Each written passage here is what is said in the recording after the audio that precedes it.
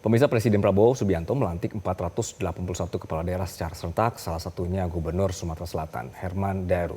Berikut adalah profil Gubernur Sumatera Selatan, Herman Deru.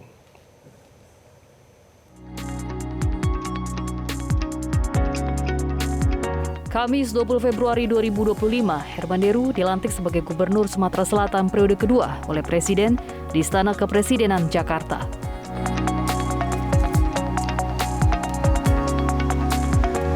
Di periode keduanya, Herman Deru berhasil meraih kemenangan di 15 wilayah dengan perolehan suara sebesar 48,02%. Saya terpilih menjadi pemimpin Sumatera Selatan 5 tahun ke depan. Jangan pernah merubah sikap kedudukan itu biasa. Herman Deru Ciujang penembak nomor 1, menembak parah bernama Sumatera Selatan agar terus maju untuk semua. Dedikasi Herman Deru Ciujang nomor 1, menumbuhkan semangat kemandirian pangan, menjadikan Sumatera Selatan terus maju untuk semua. Melanjutkan program sekolah gratis berkeadilan, menciptakan masa depan gemilang untuk semua.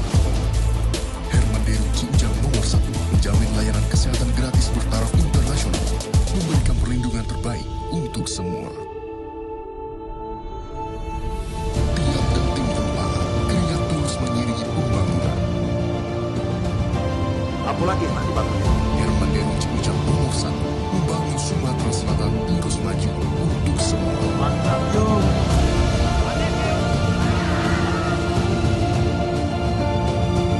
Herman Deru Ciujang jadi penembak nomor 1, menjadikan Sumatera Selatan terus maju untuk semua. Dan pemirsa, bagaimana Gubernur Sumatera Selatan Herman Deru bersama Wakil Gubernur Ciujang akan menjalankan roda pemerintahannya ke depan. Berikut wawancara jurnalis Metro TV Sheha Al-Hadar untuk Anda. Pelantikan kepala daerah secara serentak sudah selesai dilaksanakan dilantik langsung oleh Presiden Prabowo Subianto, dan saat ini sudah bersama kami Gubernur Sumatera Selatan Bapak Herman Deru. Halo Bapak, selamat siang, selamat sekali lagi atas dilantik, dan juga Wakil Gubernurnya Bapak Ciujang. Nah Bapak, setelah dilantik langsung oleh Presiden Prabowo Subianto, Bapak memaknai pelantikan secara serentak ini bagaimana Pak? Ya, bingkai besar kita adalah negara Republik Indonesia. Maka provinsi adalah bagian dari dalam bingkai itu. Untuk itu kita sudah maknai secara khusus apa yang disampaikan Bapak Presiden, bahwa tugas kepala daerah itu adalah mensejahterakan masyarakatnya. Maka untuk itu harus ada sinergitas antara pemerintah pusat, pemerintah provinsi yang dalam hal ini adalah wakil pemerintah pusat dengan daerah bahkan sampai ke desa-desa. Itu utamanya pesan Bapak Presiden. Dan kami juga dengan Pak Wagub, para kepala daerah lain dan wakilnya tentu punya janji kepada masyarakat yang harus ditunaikan, baik jangka pendek maupun yang jangka panjang. Janji apa Pak? Prioritas apa Pak selama 100 hari ke depan utamanya? Sebagai daerah penghasil pangan 5 besar di Indonesia ini, Sumatera Selatan tentu sudah memasang fondasi dengan baik. Yakni sebagai daerah yang menjadi penyangga pangan nasional, tentu kita punya tanggung jawab, apalagi pemerintah pusat dengan tegas mengatakan stop impor. Jadi Sumatera Selatan tentu siap dengan segala infrastruktur pertaniannya untuk menjadi provinsi andalan bagi suplai pangan di Indonesia, khususnya beras dan jagung. Bapak punya visi misi maju untuk semua. Ya, betul. Nah itu bagaimana cara Bapak mewujudkan visi misi tersebut? Bahwa di dalam Provinsi Sumatera Selatan ini kan terdiri dari 17 kabupaten dan kota. Semua harus menjadi anak emas, meskipun persoalan mereka berbeda-beda.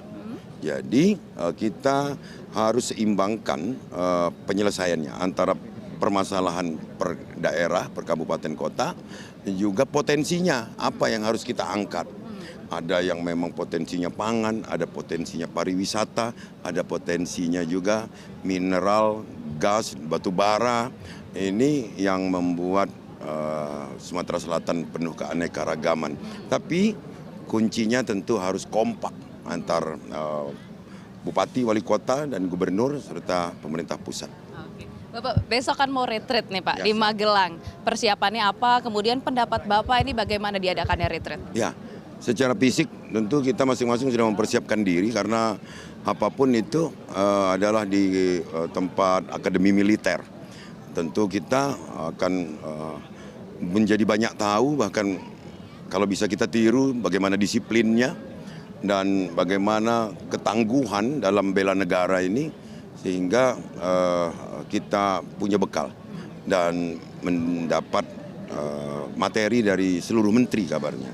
Dan juga kita dapat bertukar pikiran, bertukar komoditas bahkan mungkin, atau bertukar sumber daya manusia dengan daerah-daerah lain. Itu yang kita harapkan. Retreat ini bukan hanya sekedar bersilaturahmi antar seluruh kepala daerah, tapi bagaimana kita menemukan manfaat melalui potensi yang ada sehingga kita bisa bertukar dari komoditas itu.